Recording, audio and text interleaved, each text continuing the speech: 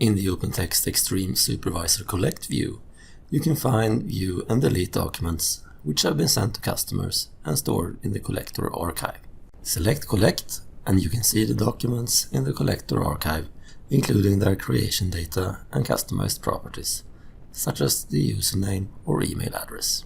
Let's search for a document using properties and the filtering options. We'll search for all documents with the username Melinda Sims. Click the username column and enter the name of the customer in the filter by username field, and then press enter. To view a document, select it, then click View. Note that you may need a plugin, such as a PDF reader, to view the document. If you have the required permissions, you can delete the document from the Collect view. Let's filter on documents first.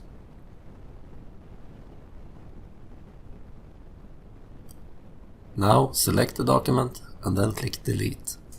This sets the expiry date to the current date and time. The document will be deleted when the next maintenance task is run. Thank you for watching.